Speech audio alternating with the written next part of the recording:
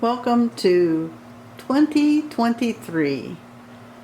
There are some things I think that will make this year very useful and helpful in making our blocks. One is a mechanical pencil that's used to mark fabric. We really like the Soline brand. You can get the refill leads in pink and green and yellow and graphite. So you can, depending on what you're marking the back of, you can choose the appropriate color. We also like the quarter marker so that it marks accurately your diagonal line plus your seam lines on each side for your flying geese. This is the year of the flying geese, so it's the year of the goose. So the ruler that we used last year, the 3x6 block ruler, would be very advantageous to have. And also later on in the year, the 2x4 flying geese. So both of these, they will be on sale. The big one will be on sale with block 1 and 2, and then later in the year when we need the 2x4, this one will be on sale. Sometimes you need to square up a half square triangle. And so many of you already own the 6.5 inch square block lock, which we find also very useful. So for block 1, you're going to start with your 7.5 inch cut, your 4 4.25 inch squares. And on the back of those smaller squares, you're going to mark your diagonal line. So I'm going to mark, putting this in the corner, I'm going to mark the diagonal line down the center and then on each side of the line so that it is marked like this. And you're going to do that for all 4 squares. Then you're going to pair 2 of these squares in the corner with your 7.5 inch square. And your lines should line up all the way. And you're going to put a pin on each side of the square to hold it in place while you sew. Now if you look carefully, you can see that I've sewn on the 2 outside lines and just towards the center, just off of the line, just ever so slightly towards the center. Then I'm going to take out my pins.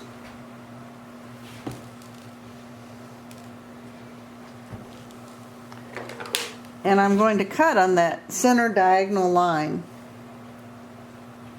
the drawn line that was the diagonal line. This is called the no-waste flying geese method. I'm going to take this to the ironing board and I'm going to press so that the seams are lying on under these unusual points that I have on this. Now I have pressed these so that the seams are up. I'm not worrying about the little extra dog ears that are hanging off, not yet. Those will be taken off when I do my final cut. And I'm going to add one of my 3rd square. We cut 4 total. I'm going to add my 3rd square to the corner like this. It will go right up into the peak of this unit.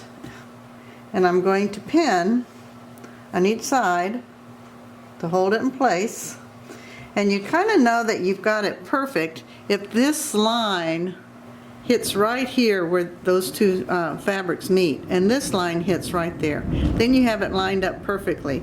And again, I'm going to sew on the 2 outside lines. Now you can see that I've sewn just barely on the inside of the 2 lines, and I'm going to cut this unit apart.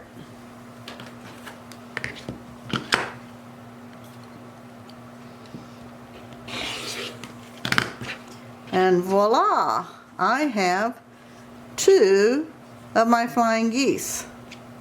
I have already cut the other one apart, so I am making 4 geese at one time, which is what this block calls for.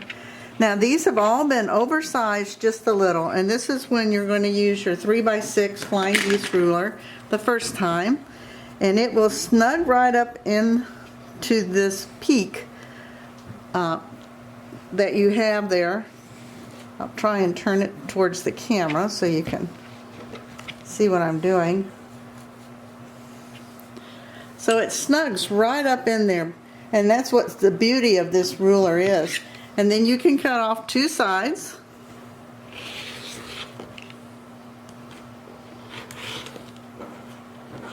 And get rid of those.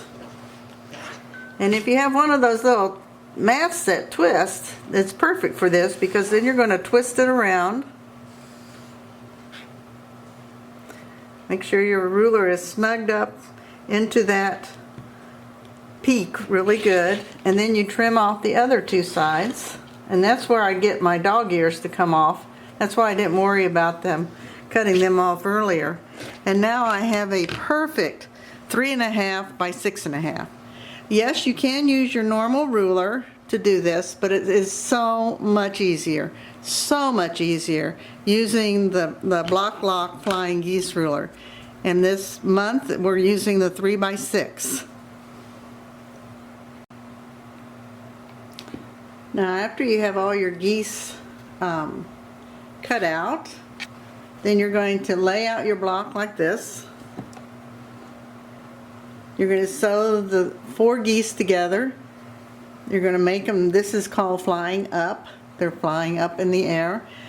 The reason why on your flying geese you have this extra bit at the top of the goose is so that you lose it when you put it in your seam allowance. So I don't have mine sewn yet, but I'm getting ready to. After I make the center, then I'm going to sew these 3.5 by 12.5 pieces to the outside edge, and you will have block 1, the year of the goose. Hope you enjoy.